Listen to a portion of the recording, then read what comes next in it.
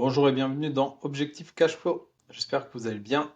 Nous sommes dans le 5e épisode de ce podcast et aujourd'hui au programme, on va parler argent, on va parler stratégie, on va parler du projet qui va me faire passer le million de patrimoine brut et on va également faire le point sur les étapes d'acquisition du bien, de la visite jusqu'à l'acte authentique. Avant ça, pour ceux qui ne me connaissent pas encore, je m'appelle Loïc, je suis kiné et investisseur immobilier et je documente dans ce podcast mon parcours dans l'investissement immobilier, donc c'est-à-dire mes opérations, mes réussites, mes chiffres, mais aussi mes difficultés et mes échecs. Donc le but c'est de faire preuve d'un maximum d'authenticité, de transparence, pour que vous puissiez vous aussi profiter de mes expériences et de mes apprentissages. Bien sûr, ce podcast n'est en aucun cas un conseil d'investissement et le but, c'est simplement de relater mon parcours. Alors, avant de commencer dans le vif du sujet, je t'invite quand même à t'abonner si tu es intéressé par le fait de documenter mon parcours, quelle que soit la plateforme, mets un commentaire ou mets un avis 5 étoiles. Ça, c'est la meilleure façon de soutenir le projet. Euh, et voilà, je t'en remercie d'avance. Au sommaire aujourd'hui, les actus de la semaine. Comme d'habitude, un petit point. Ensuite, j'ai rencontré une gestionnaire de patrimoine cette semaine, donc je vais te faire un retour sur mon rendez-vous. Qu'est-ce que j'ai appris? Est-ce que j'ai fait des erreurs? Est-ce que j'ai pas fait d'erreurs? Est-ce que j'ai des choses à faire? Est-ce que, au contraire, pour l'instant, il n'y a rien d'autre à faire? Etc., etc. Oui. Donc, je voulais refaire un point sur les étapes d'un achat, vous expliquer un petit peu les étapes.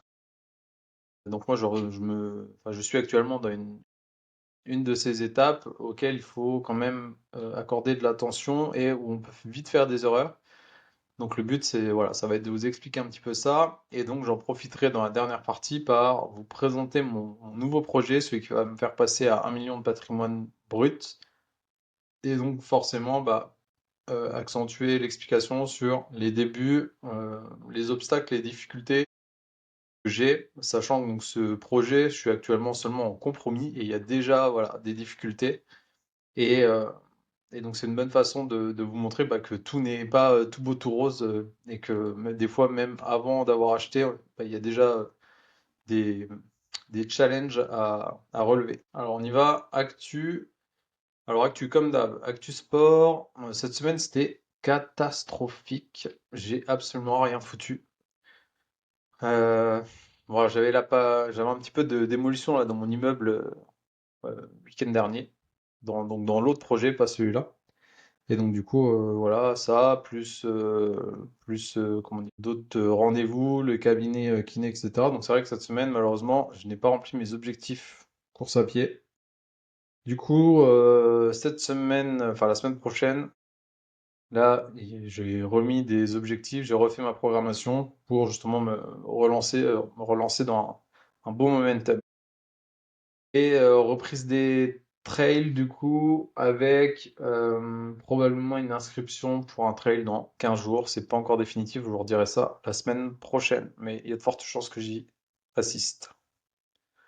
Ensuite, au niveau des travaux du premier immeuble, enfin celui qui est en actuelle rénovation. Donc les travaux avancent bien. Il y a le plombier là qui a commencé à créer ses colonnes techniques. Donc les colonnes, en gros, c'est l'endroit où on va passer les évacuations et les arrivées d'eau. Le plancher du premier étage, donc on avait sauté ce qui était trop abîmé, a été entièrement fait. Je sais plus si je vous l'ai dit, parce que ça fait déjà une bonne semaine qu'il est fait. Donc un plancher fait en OSB. Et le plaquiste et l'électricien, alors l'électricien a déjà passé aussi un petit peu ses câbles et là il va bientôt attaquer. Mais grosso modo, donc on va avoir les menuiseries extérieures qui seront changées dans une petite semaine et le plaquiste et l'électricien vont enchaîner dans la foulée. Donc c'est assez cool là. Le niveau planification, ça se met très bien. Les artisans enchaînent tous. Donc pourvu que ça dure. Ensuite, au niveau des achats, donc je suis actuellement dans le devis des balnéos, des bacs à douche, tous les sanitaires en gros pour la salle de bain. Donc là, j'ai la chance de faire deux appartements en même temps. Deux appartements en même temps qui dit deux balnéos, deux bacs à douche, la robinetterie, deux WC, etc., etc. En fait, le but là, c'est de pas se précipiter et de prendre son temps pour avoir le meilleur prix avec voilà. Le but, c'est d'essayer de commander chez le même fournisseur pour avoir un prix global, par un pourcentage de réduction globale plus élevé Et du coup, ben voilà, essayer d'économiser un petit peu en faisant, entre guillemets, de l'achat par volume. Ensuite, dernière bataille au niveau des travaux, je suis en train de me poser la question sur les adoucisseurs, parce que donc, je suis dans une région où l'eau est très calcaire. Le souci de l'adoucisseur, c'est qu'il faut remplir le sel chaque mois. Donc là, bon, je me dis sur un immeuble, voilà, ça peut, c'est gérable, mais euh, si un jour il y a 50 immeubles, bah, ça veut dire que tous les mois, il faudra remplir 50 adoucisseurs de sel. Du coup, même si c'est délégable, c'est un petit peu embêtant. Donc je suis en train de voir aussi les options avec des filtres, mais qui a priori sont moins intéressants. Donc voilà, je vous tiens au courant de la suite de ça, j'ai pas encore pris ma décision. Ensuite, mon rendez-vous avec le gestionnaire de patrimoine. Ça, c'était il y a quelques jours. Et en fait, je me suis posé la question, pourquoi suis-je heureux de lâcher 150 euros de l'heure? Parce que c'est le prix que coûte un gestionnaire de patrimoine. Mais en fait, il y a une conclusion très simple, c'est que la formation et l'information permettent de gagner beaucoup d'argent. Même si j'ai dépensé 150 euros et qu'on pourrait considérer que je suis à moins 150, bah, je peux vous dire d'ores et déjà qu'en fait, j'ai économisé 1500 euros de comptabilité par an. Je vous explique. Moi, mon montage il est assez simple. Pour l'instant, c'est une SCI à l'IS pour tous mes investissements immobiliers et rien d'autre. Je me posais la question, est-ce qu'il faut faire plusieurs SCI? Est-ce qu'il y a, par exemple, à chaque projet, il faut faire une SCI? Est-ce qu'il y a un intérêt de faire un montage société mère, société fille? Donc, il y a une holding, etc. Et en fait, donc, je me suis rendu compte que bah, ça n'avait pas forcément d'intérêt de faire d'autres SCI dans notre cas, à part bah, rajouter 1500 euros de compta par an. Encore, hein, je dis 1500 euros, c'est un chiffre arbitraire, je ne sais pas exactement si ça m'aurait coûté ça, j'ai pas fait de devis. Mais voilà, en fait, on va mettre tous nos biens sur la même SCI, tant que, en tout cas, l'investissement est fait par les mêmes associés. On refera des SCI uniquement si je fais des deals avec d'autres personnes. Le seul défaut de ça, c'est qu'au niveau analytique, donc quand on veut analyser nos lignes d'amortissement, etc., par bien, et ben en fait, on est obligé de faire ce relevé de data nous-mêmes. En fait, le comptable, une fois que tout est mélangé, les amortissements, etc., il peut plus vraiment faire la distinction. Donc c'est à nous là de créer des process et des outils Excel pour bien pouvoir suivre les lignes d'amortissement pour pouvoir arbitrer le patrimoine lorsque les lignes d'amortissement seront amoindries. Donc voilà pourquoi j'ai été content de lâcher 150 balles pour une heure. Donc, pour certains, ça va paraître très cher, mais en fait, bah, comme je vous dis déjà, juste le fait de ne pas avoir créé une autre SCI à tort, bah, j'ai économisé 1500 euros par an en plus. Donc, autant dire 10 fois plus chaque année. Donc, voilà pourquoi il faut prendre l'information. C'est hyper important de se former, c'est hyper important d'investir en soi, c'est hyper important d'investir dans les compétences des autres que vous n'avez pas. Voilà, ça c'était le point un petit peu mindset et le rendez-vous avec la gestionnaire de patrimoine. Donc, même si ils sont pas tous bons pour conseiller, parce que les gestionnaires de patrimoine, notamment dans les banques, ont tendance à vous orienter vers de l'assurance vie, etc., etc., sachez qu'il y a toujours quand même des bonnes informations à aller chercher. Ensuite, je voulais revenir sur les étapes d'un achat. Des étapes d'un achat, alors on va dire, j'ai découpé en 4 étapes. Première étape, les visites. Deuxième étape, les offres d'achat. Troisième étape, la signature du compromis. Et quatrième étape, la signature de l'acte authentique de vente, donc chez le notaire. Ce que je vous propose, c'est qu'on va reprendre toutes les étapes et dans chaque étape, je vais un petit peu commenter et vous donner mon feedback et l'expérience que j'ai pu acquérir un petit peu là-dessus. Donc, première étape, les visites. Alors c'est là que tout commence. Souvent on repère un bien sur Le Bon Coin, on repère un bien sur Se Loger ou peu importe. C'est un agent immobilier qui nous appelle, etc. On prend rendez-vous et on se rend sur place. Et alors, bah, parfois c'est une pépite, parfois c'est une galère. En fait, ce qu'il faut surtout vérifier dans une visite, il faut être très méthodique. Moi, je vous conseille vraiment, pour ceux qui n'ont pas l'habitude, de vous faire une trame avec toutes les questions auxquelles vous pouvez, euh, comment dire, que les informations seraient importantes d'avoir. Et, euh, et comme ça permet vraiment d'être méthodique. Donc, première étape, l'état général du bien. Moi, je vous conseille de toujours regarder la toiture, la façade, les huisseries, les sols, les murs et les plafonds. Est-ce que ça sent l'humidité? Est-ce qu'il y a des points noirs, des choses qui feraient penser à des champignons? Est-ce que les murs sont droits? Alors, j'allais dire, est-ce qu'il y a de l'amiante, du plomb, etc. Mais ça sera dans le DPE. Parce qu'en fait, donc, le budget toiture, par exemple, il est énorme. Donc ça, tout de suite, ça doit faire tilt. Alors, il y a deux réactions par rapport à ça. Il y a des investisseurs qui disent, bon, dès qu'il y a de la toiture, en gros, j'y vais pas, parce que bah, les délais de changement de toiture sont longs et ça rajoute du budget. Ou alors, il y a ceux aussi qui se disent, bah, c'est vrai que c'est un lot en plus, mais par contre, c'est aussi un lot qui se négocie. Donc du coup, ça permettra de baisser le prix de vente. Ensuite, il y a tout ce qui est installation, les installations électriques, le chauffage, les VMC, les compteurs, s'ils sont séparés ou non. Je vous donne un exemple à l'immeuble qu'on vient d'acheter. Donc à la cave, il y a deux compteurs, sachant qu'il y a trois lots. Deux compteurs. Moi, je me suis dit, bah, il y a un compteur pour celui du bas, parce que c'était le seul appartement loué, et un compteur pour les deux autres. Mais en fait, pas du tout. Donc ça, c'est ce que m'a dit l'agent immobilier. Mais en fait, c'est pas comme ça que c'est passé. Finalement, les deux compteurs étaient pour l'appartement du bas, et je ne sais pas pourquoi. Donc au final, là, il faut qu'on remette des compteurs individuels pour chaque appartement. Donc là, c'est le plombier l'a déjà fait. Et voilà. Mais c'est des choses comme ça et ça rajoute forcément des coûts, même si sur le budget total, c'est pas ça qui coûte le plus cher. Ensuite, il y a toute la partie environnement. Est-ce que le quartier est calme? Est-ce qu'il est brûlant? Bruyant, pardon. Est-ce qu'il y a des présences de commerce? Est-ce qu'il y a des écoles? Est-ce qu'il y a du transport? Est-ce qu'il y a autre lot d'attractivité? Est-ce que c'est touristique? Est-ce que c'est pas touristique? Est-ce que c'est résidentiel? Est-ce qu'on est dans une zone où il y a plutôt beaucoup de logements sociaux, etc., etc.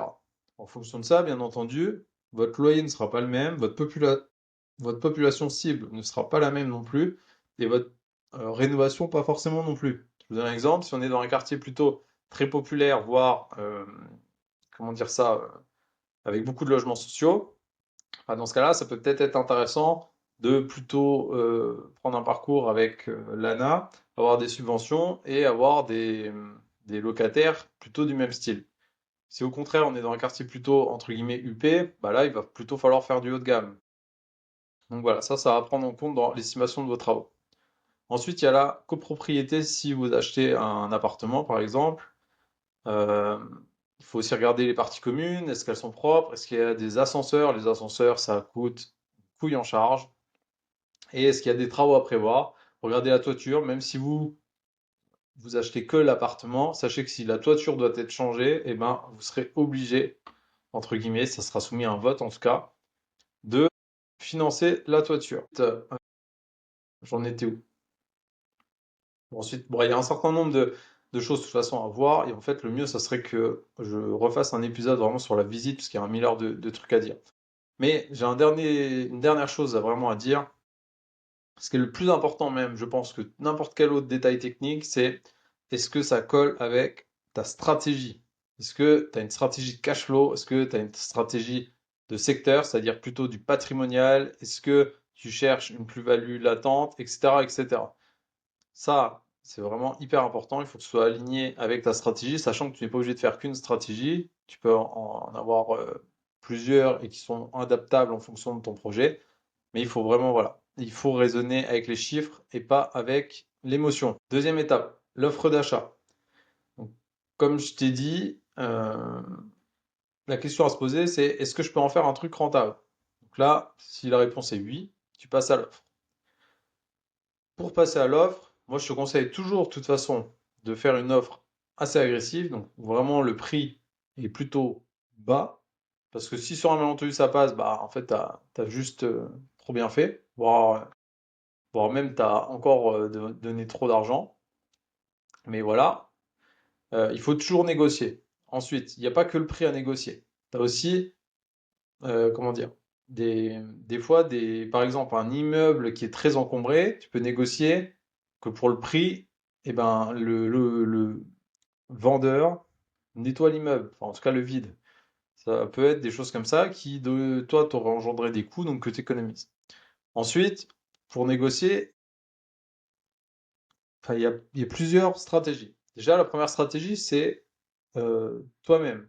C'est-à-dire que si c'est toi qui négocies directement, il faut rester plutôt froid. Il faut que ton offre soit basée sur des calculs, pas un coup de cœur, enfin, pas que le vendeur sente que tu es dans l'émotion. Et il faut, comment dire, que tu te fixes une jauge, c'est-à-dire entre ta première offre et la dernière offre que tu considères acceptable dans ton deal, pour être dans tes rentabilités. Moi, ce que je fais tout le temps des devis pour, comment dire, pour expliquer ma négociation. C'est-à-dire, comme je te l'ai dit tout à l'heure, s'il y a une toiture à faire, je budgétise la toiture et je dis, le prix d'achat, il faut enlever le prix de la toiture vaut 25 000 euros, on retire 25 000 euros du prix de vente. Le vendeur pense que tu veux simplement casser le prix sans argument, sans explication, il n'acceptera jamais ta vente. Et après, il faut tenir compte aussi du contexte de la vente. C'est-à-dire que si c'est une succession, un divorce, qu'il y a une notion d'urgence, etc., n'hésite pas à faire des offres plutôt agressives. C'est là qu'on peut vraiment faire les meilleurs deals. Ensuite, troisième étape, le compromis. Compromis de vente. Donc là, moi je suis en plein dedans. L'immeuble que je vais te présenter juste après. Donc là, on rentre dans le concret. C'est vraiment c'est le pré-contrat. En général, il est signé chez le notaire, mais tu as parfois aussi des agences qui le font maintenant. C'est dans leur capacité. Alors, à ce stade, il y a plein de choses qu'il faut que tu regardes. Le premier, c'est les DPE. Les DPE qui sont obligatoires maintenant et savoir s'il y a de l'amiante, s'il y a du plomb, s'il y a des termites, s'il y a de la mérule, s'il y a tout ça. Ça, c'est hyper important parce que ça engendre des frais énormes. Enfin, énormes, pas toujours. L'amiante, par exemple, c'est pas si cher que ça, contrairement à ce qu'on pourrait croire. Le plomb, si c'est juste une peinture autour d'une conduite, si par exemple tu plaques au-dessus, voilà, il n'y a pas de problème. Donc il faut pas non plus le diaboliser. Des fois, ça peut être des arguments justement pour, euh, pour faire un peu peur aux, aux acheteurs. Oui, j'étais en train de chercher aux acheteurs, mais c'est pas du tout le cas en fait. Ensuite, il y a tout ce qui est règlement de la copropriété. C'est-à-dire que si tu veux faire de la location courte durée et que tu n'as pas pris le temps de lire le règlement de copropriété et que celui-ci l'interdit formellement, bah tu as tout dans l'os. Donc voilà, il faut vraiment prendre le temps pour les copropriétés de bien lire ça. Ensuite, il y a les servitudes éventuelles, tout ce qui est droit de passage, tout ce qui est, enfin voilà, des choses comme ça un peu particulières qui sont pas dans tous les biens, il faut bien prendre le temps, ça le notaire va t'informer de tout ça. T'as les charges et les impôts locaux, j'en ai pas parlé avant, mais en fait il faut le demander dès la visite, hein, taxes foncières, etc. C'est tout droit dans ta rentabilité. Pour info, donc, enfin, pour rappel, le calcul de rentabilité, j'en ai déjà parlé dans l'épisode précédent, mais en gros c'est ton loyer mensuel ou tes loyers mensuels multiplié par 12, plus ta taxe foncière si tu l'as, que tu divises par le prix d'achat. Une rentabilité brute, donc c'est le calcul là, qui est inférieur à 10% à l'heure actuelle, tu perds de l'argent pour moi. Voilà, avec les taux de crédit actuels, je pense que c'est très compliqué en tout cas d'avoir un cash flow réellement positif. Sauf si bien sûr tu as de la création de valeur, comment dire, si tu crées un autre logement par exemple et que ça te crée un loyer en plus, voilà, effectivement là c'est différent. Mais globalement, voilà, si tu as quelque chose de sans travaux et que tu es inférieur à 10%, c'est pas la peine, tu vas perdre de l'argent. Ensuite, il y a les clauses suspensives dans les compromis. Alors, il y en a des incontournables et il y en a des un peu plus exotiques, on va dire. Les incontournables, tu as obtention du prêt immobilier, bien sûr. Ça, c'est la clause de base. Elle stipule que si l'acheteur ne parvient pas à obtenir un prêt, donc dans les conditions précisées, c'est-à-dire que si par exemple tu mets près de 200 000 euros sur 25 ans, un taux maximal de 3,5%, et que après, pour casser le compromis, tu présentes deux banques qui t'ont refusé un taux, je sais pas quoi, avec un prêt de 250 000 euros, et ben ça ne fonctionne pas. Il faut être hyper vigilant par rapport à ça. Pour annuler la vente sans frais, il faut bien que le refus de la banque soit pile poil dans ce que tu as mis comme prêt, dans les conditions, c'est-à-dire le taux du prêt, la durée et j'allais dire la quantité, mais la somme, voilà. Ça, c'est le minimum. Ensuite, il y a tout ce qui est absence de servitude gênante, ça je t'en ai parlé juste avant, les droits de passage, les servitudes de vue, etc., etc. Si bien sûr tu découvres quelque chose après la signature du compromis, et ben du coup tu peux te retirer. Il y a également l'absence d'inscription hypothécaire ou de saisie. Si le bien donc, est en hypothèque, bien sûr tu peux annuler aussi. Ensuite, il y a l'obtention des autorisations administratives. Ça, c'est très utile pour les investisseurs. Donc, en gros, c'est autorisation de division d'un lot, autorisation d'urbanisme, de permis de construire, de déclaration de travaux, etc. Ça, moi, je te conseille de la mettre tout le temps, hein. C'est vraiment les trois là, de toute façon, elles sont systématiques. Ensuite, tu as d'autres clauses qui sont un peu plus spécifiques, notamment par exemple la clause suspensive de non-préemption par la mairie. Donc ça, c'est simplement dire que la mairie décide d'exercer son droit de préemption. Donc en gros, elle est acheteuse à ta place et elle passe en priorité. Donc ça, t'as pas le choix. Ensuite, tu as la clause suspensive liée à l'état locatif du bien. Donc par exemple, sous réserve que le bien soit libre de toute occupation au jour de la signature de l'acte authentique. Ça, c'est voilà, c'est une clause possible. Ensuite, tu as la clause suspensive liée à l'obtention d'un prêt à taux zéro ou un autre financement spécifique. Ça, c'est si tu es primo-accédant, si voilà, tu as des conditions particulières où tu peux avoir un prêt particulier, ben, il faut le mettre. J'ai dit, hein, sur le prêt, il faut être hyper rigoureux. Ensuite, tu as la clause suspensive liée à la revente d'un autre bien. Donc ça, c'est rarement utilisé en investissement, puisque bah, en fait, tu n'arbitres pas forcément pour un compromis. Mais dans certains cas, par exemple, si tu as besoin de trésorerie, etc., pour avoir le financement, tu peux mettre cette clause pour dire qu'en gros, tant que tu n'as pas revendu l'autre bien, compromis, en gros, tu peux le casser. Ensuite, tu as quoi? Clause suspensive d'obtention de subvention ou d'aide à la rénovation. Alors ça, c'est pour les logements que je te disais, par exemple, les types ANA ou comment dire, MaPrimeRénov', des choses comme ça. Ça, tu peux le mettre également. Ensuite, il y a la clause suspensive stratégique. Non, je dis des bêtises. La clause suspensive de changement d'usage. Ah oui, ça c'est hyper important. Ça c'est exactement dans mon cas d'ailleurs. Juste après, donc je vais t'en reparler. Mais en gros, c'est transformer un local commercial par exemple en habitation. Il faut demander un changement d'usage à ton service urbanisme. Et donc, si bah, tu l'as pas, tu peux casser ton compromis. Ensuite, tu as la clause suspensive d'acceptation du règlement de copropriété. Donc, si tu découvres une interdiction de courte durée, par exemple, ce que je te disais tout à l'heure, donc ça, c'est très pratique quand c'est de la copropriété. Ensuite, tu as la clause suspensive d'absence de sinistre, dégâts des eaux, vices cachés avant signature. Ça, c'est un truc classique, c'est pour éviter les mauvaises surprises. Mais ça, tu l'as, pareil, un peu de façon standard.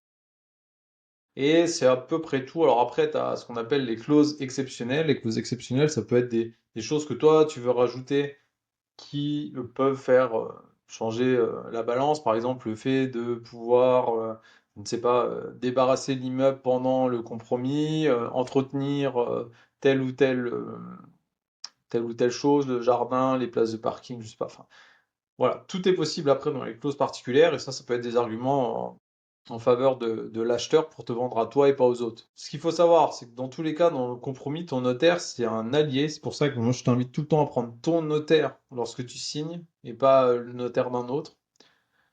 Et voilà, demande-lui conseil sur les clauses. Si t'es pas à l'aise avec ces clauses-là, etc., demande-lui conseil et lui, il va vraiment t'aider. C'est son boulot. Voilà à peu près ce qu'il faut savoir pour le compromis. Et ensuite, donc la dernière étape, la quatrième étape, c'est l'acte authentique chez le notaire, signature de l'acte authentique. Donc c'est le moment où tu deviens officiellement propriétaire du bien. Avant la signature, tu vas recevoir le projet d'acte authentique. Donc ça, c'est hyper important de bien le lire attentivement. C'est ton métier d'investisseur de bien lire à chaque fois chaque document. Il faut pas négliger cette étape, c'est hyper important. Donc tu vérifies bien que toutes les conditions suspensives dont on a parlé juste avant ont été levées. Tu prépares les fonds, c'est-à-dire qu'il faut que tu aies fait un virement chez le notaire avant d'aller signer. Sinon, le jour J, le notaire, tu ne pourras pas signer l'acte authentique. Et ensuite, bah, tu récupères les clés pendant la signature.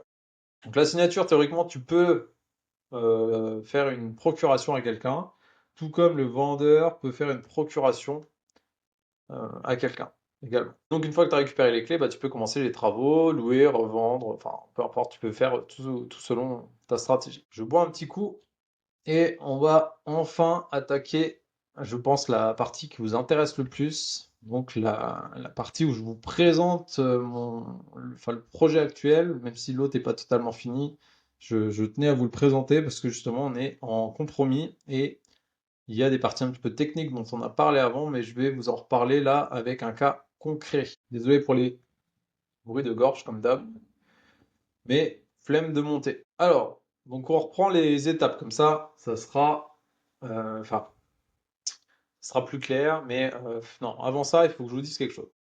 On parle d'un immeuble. Immeuble, c'est un local commercial de pratiquement 300 mètres carrés. Il y a 4 plateaux de 73 mètres carrés et un gros garage. Pour la petite histoire, j'ai été visiter pour la première fois cet immeuble il y a 1 ou 2 ans, je ne sais même plus exactement la date. C'est au tout début d'ailleurs de mon parcours d'investisseur, je cherchais un premier bien pour faire de l'investissement locatif en dehors donc du cabinet kinéen qui était déjà fait, et de la résidence principale bien sûr. Donc j'ai été le visiter il y a un an ou deux. L'offre à l'époque, enfin le prix à l'époque, il était de 129 000 euros de mémoire. Et j'avais fait une offre à 99 000 euros, il me semble, qui a été refusée. Je ne sais plus pour quelle raison, mais ah si, c'est parce qu'en fait, il y avait un prix d'achat à 109 000 euros, il me semble, enfin par un autre acquéreur. Donc c'est tout, c'est cool, bah, plus d'un an, du coup, je sais plus exactement. Et en fait, ce qui s'est passé, c'est que le compromis, donc le premier a cassé. Il y a eu un autre acheteur tout de suite. Là, j'avais même pas fait attention que le bien était remis en vente. Pourtant, j'avais bien demandé à l'agent immobilière de me recontacter, mais bon, c'est tout, c'est pas grave. Et donc, deuxième compromis, et de nouveau, compromis coulé bah, pour les clauses suspensives qui n'ont pas été respectées. Et donc, il arrive là, donc il y a maintenant quelques semaines, voire quelques mois, parce que ça passe vite quand même. Donc, moi, je vois le bien comme, enfin, totalement par hasard sur le bon coin et je me dis, oh bah, c'est bizarre, il est toujours pas vendu, etc. Donc ça, moi, souvent, alors là où des gens pourraient être inquiets, enfin, se dire il y a un vice caché, etc. Bon, moi, c'est tout. J'appelle l'agent immobilier et je lui dis, bah, je le visite même pas, je vais vous faire une offre. Donc là, l'agent immobilier un peu surprise. Voilà, je lui dis, bah écoutez, je dis, il y a deux compromis qui ont coulé, enfin je lui demande un petit peu qu'est-ce qui s'est passé, etc. Donc elle m'explique, deux compromis coulés, le vendeur qui est un petit peu énervé par rapport à ça et tout. Je dis, ok, bah il y en a un alors je crois qu'il y en a un qui n'était pas financé, et l'autre qui a abandonné le projet pour, enfin j'ai jamais su exactement pourquoi, elle me l'a pas vraiment dit. Mais en gros, elle a dit que les deux, le financement n'était pas passé. Mais j'ai bien senti que le deuxième, il n'y avait pas que ça. Donc moi c'est tout, je me dis, ok, bon, je vais faire une offre hyper agressive. C'est le moment, là, le vendeur, il est dans l'émotionnel, il est saoulé, tout ça. Donc, offre à 69 000 euros. Je vous rappelle, le bien de base, il était à 129 000 euros.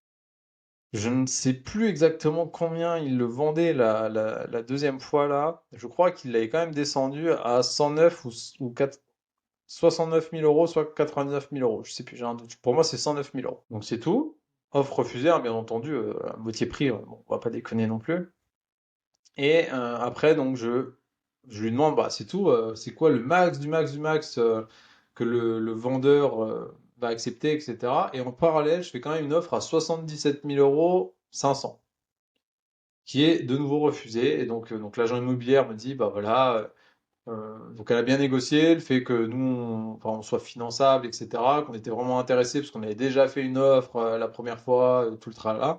Et elle me dit, si vous montez à 79 000 euros, je fais un effort sur ma commission et le vendeur en cours acceptera. Donc voilà, finalement, bon, je l'ai acheté 86 000 euros. Alors pourquoi pas 79 000 euros? En fait, si, je l'achète 79 000 euros, mais j'ai créé une diversion pour les banques pour être un peu plus facilement finançable. Donc en fait, je fais ce qu'on appelle un acte clé en main.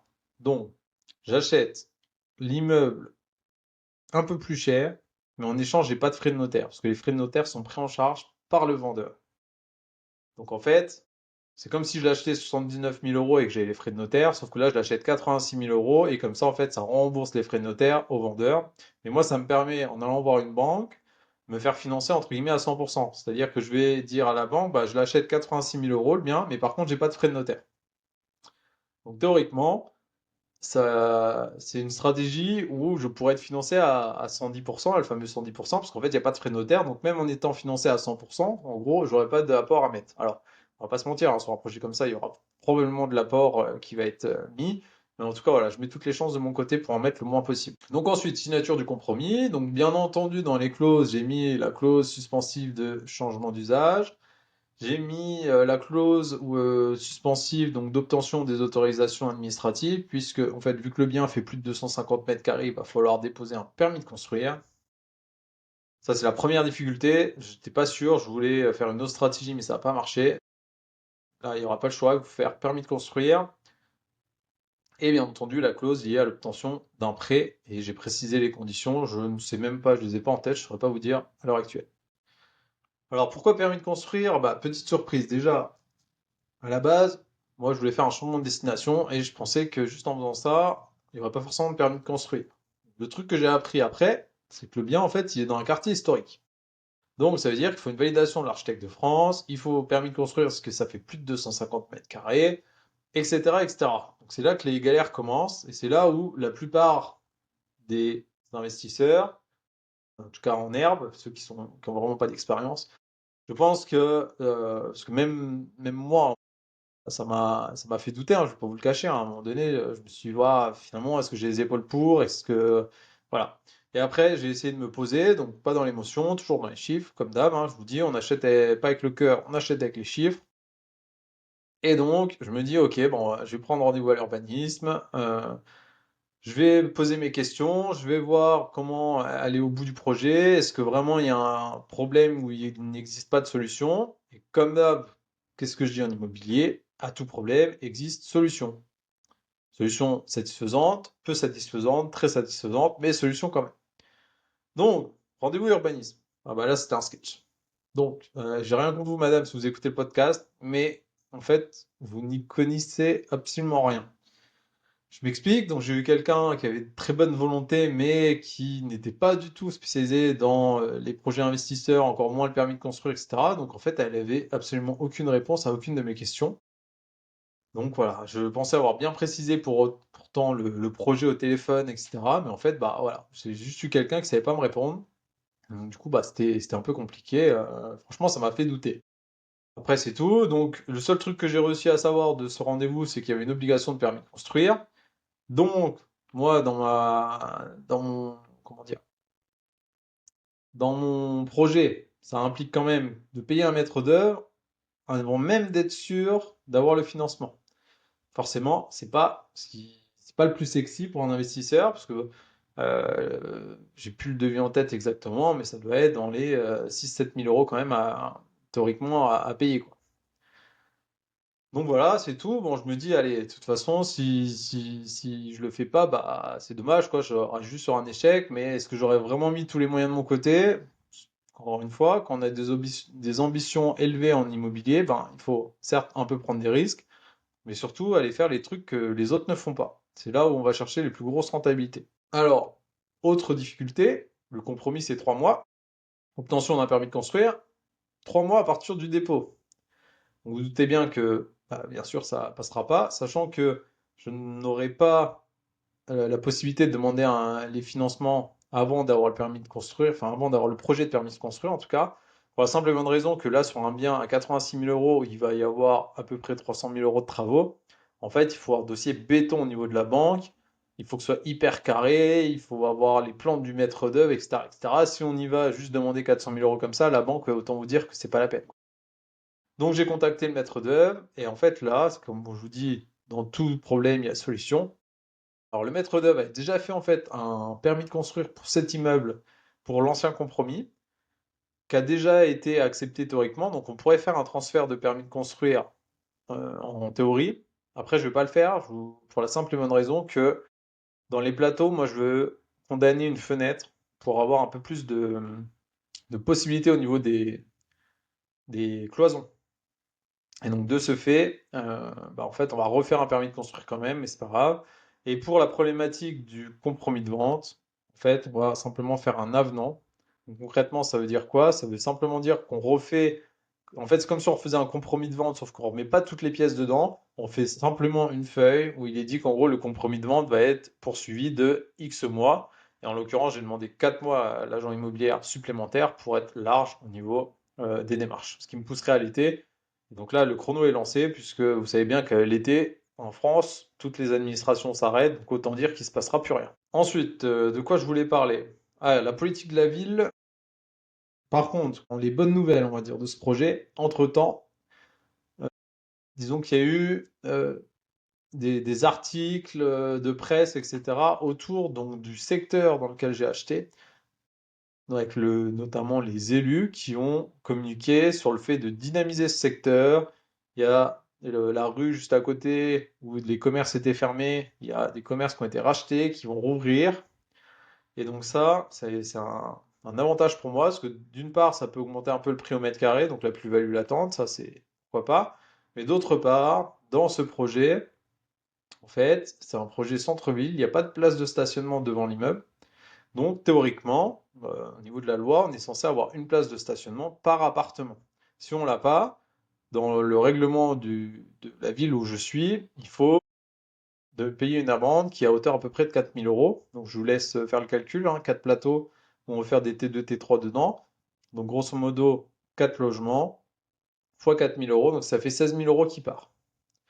Alors, deux possibilités, je vous l'ai dit, il y a un garage. Moi, le garage, soit on le garde comme ça, et donc sur plan, théoriquement, on a 3 places, donc là, ça ferait 4000 euros d'amende, ça serait correct.